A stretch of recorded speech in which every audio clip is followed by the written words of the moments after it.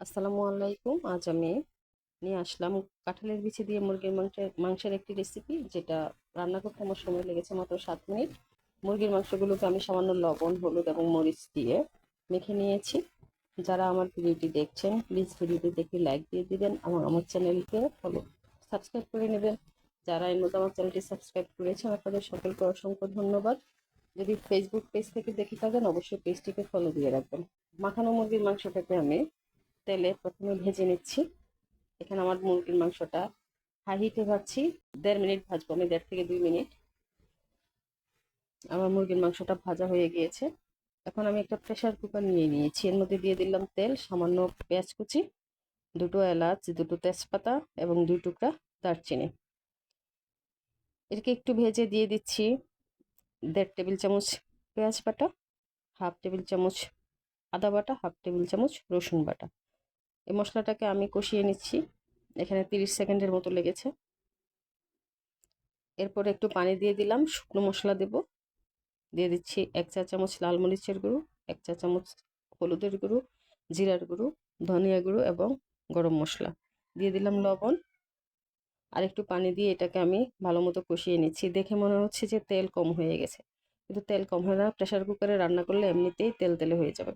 এরপর আমি কাঁঠালের বিচিগুলোকে ধুয়ে না কাঁঠালের বিচিগুলোকে প্রেসার কুকারের মধ্যে দিয়ে দিলাম।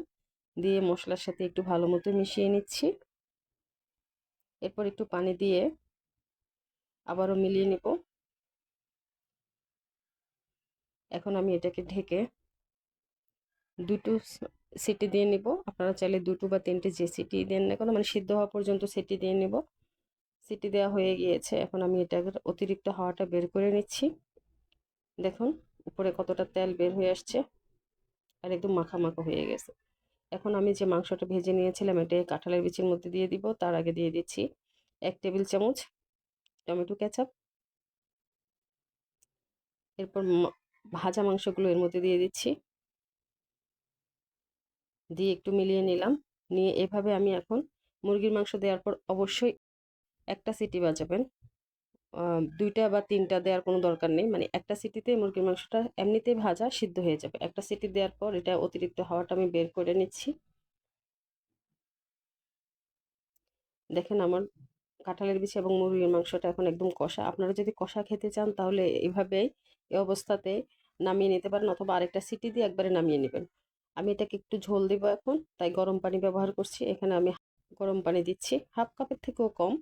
গরম পানি দিয়ে একটু বলক দিয়ে দিচ্ছি। এখানে 1 মিনিটের মতো লেগেছে, যেহেতু গরম পানি দিয়েছি। 1 মিনিট পর আমি চুলাটা বন্ধ করে দিয়েছি। এখন এটাকে আমি সার্ভিং ডিশে ঢেলে নিচ্ছি। বেশ, তৈরি হয়ে গেল মাত্র 7 মিনিটে আমার কাঁঠালের বিচি দিয়ে মুরগির মাংসের রেসিপিটি কেমন লাগলো জানাবেন। যারা আমার সাথে থেকে ভিডিওটি দেখেছেন, আপনাদের সকলকে অসংখ্য ধন্যবাদ।